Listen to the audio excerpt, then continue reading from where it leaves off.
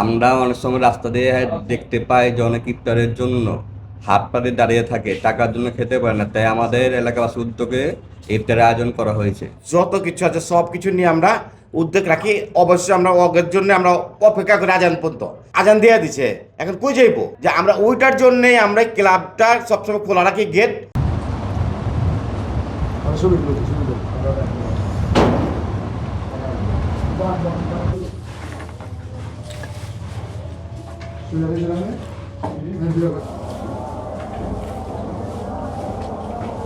আমরা অনেক সময় রাস্তা দিয়ে দেখতে পাই যে অনেক ইফতারের জন্য হাত পাতে দাঁড়িয়ে থাকে, টাকার জন্য খেতে পারে না। তাই আমাদের এলাকাবাসী উদ্যোগে ইফতারের আয়োজন করা হয়েছে। এই আয়োজন প্রায় 30-40 জনের রকম ইফতারের আয়োজন করা হয় এবং সব ধরনের খাবারই, বাসার যা দ্বিতীয় জিনিস আছে, ফল ফ্রুট, তারপর আপনার বিরিয়ানি, সপ্তাহে একদিন বিরিয়ানি খাওয়ানো হয়, তারপর জিলাপি, যা যা আছে খেজুর থেকে শুরু করে সব কিছুই আমাদের এখানে থাকে। তাই আমাদের তো দেখে আরও অন্য জন এগিয়ে আসবে, এটাই তো আমাদের প্রত্যাশা এবং কামনা।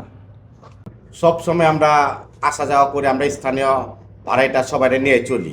এখন আমরা যখন রোজা থাকি, বাড়িটা অনেক মানুষের রোজা থাকে, নেউকালা রোজা থাকে, রিসকালা রোজা থাকে। অনেক সময় দেখা যায় যে তাড়াহুড়ার লেগা ওরা কিছু কিনতে পারে না। অনেক সময় দেখা যায় আসছে আইসা কিছু করা পারতেছে না।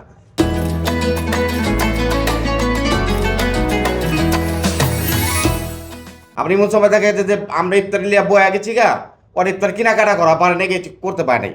তো ওদের জন্য আমাদের উদ্যোগ যে ওরা আসুক আমাদের ঠিকানা মতন, আমাদের রসুলপুর ক্লাবের মধ্যে, বিএমপি ক্লাবের মধ্যে আসুক। আমরা 50-60 জনের অ্যারেঞ্জমেন্ট করি সবসময়। খেজুর তেল লিয়া যত যাবতীয় ফল ফ্রুট আছে, মুড়ির থেকে লিয়া যত কিছু আছে সব কিছু নিয়ে আমরা উদ্যোগ রাখি। অবশ্যই আমরা অগের জন্য আমরা অপেক্ষা করি আজান পর্যন্ত। আজানের পর আমরা খাওয়া সব ধরনের বাটা চাওয়া করে ফেলাই।